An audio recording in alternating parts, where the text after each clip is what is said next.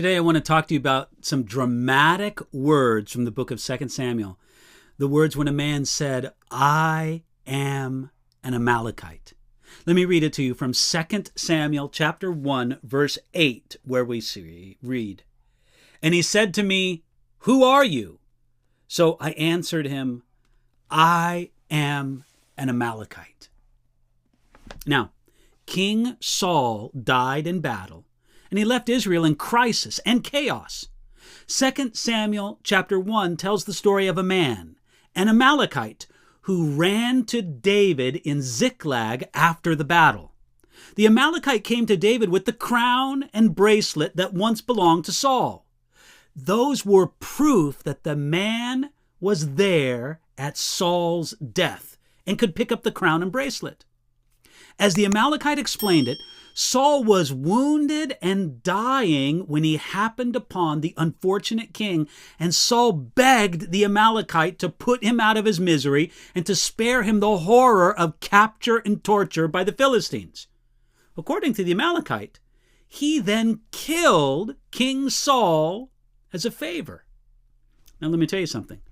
The story of the Amalekite was a lie.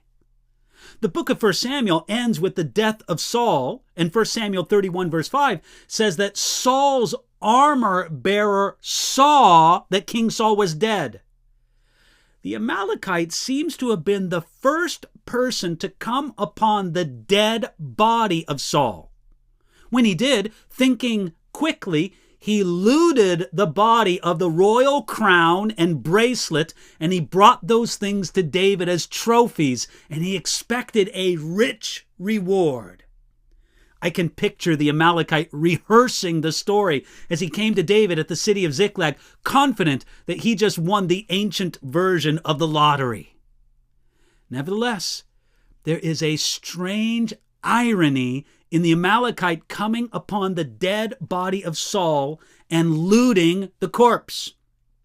Many years before, in a unique war of judgment, God commanded Saul to completely destroy the people of Amalek.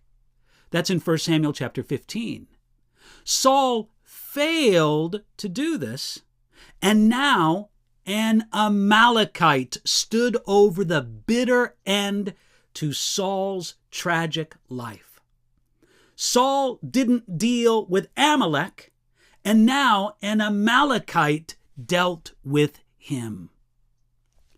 Though the Bible does not specifically say it, Amalek is commonly regarded as an illustration of our rebellious human nature, sometimes called the flesh. A survey of passages where Amalek is mentioned shows this. Amalek focused its attack on the tired and weak in Deuteronomy 25. My flesh, my rebellious human nature, is a worse problem when I'm tired and weak. Amalek did not fear God, according to Deuteronomy chapter 25.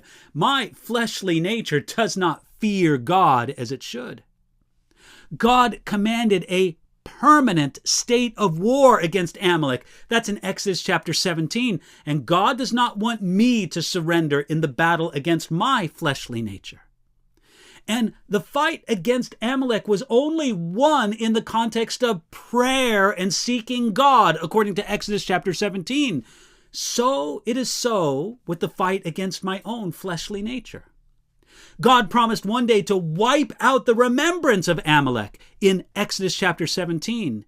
And in the resurrection, my rebellious human nature will be finally transformed and gone. And Joshua won the battle against Amalek in Exodus chapter 17. My Joshua, that is Jesus Christ, wins the battle against my fleshly nature. Now, if we use this picture, we see that Saul's failure to deal with Amalek when God told him to ended in ruin, with an Amalekite presiding over his own death. In the same way, when we fail to deal with the flesh as God tells us to, we can expect that area of the flesh to come back and to deliver some deadly strikes against us. God wants us to deal with our sinful nature, but not because he hates us.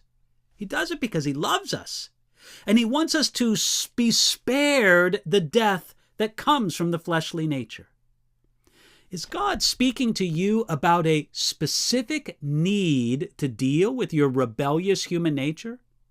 Then draw close to Jesus and get Amalek, that is the flesh, before Amalek gets you.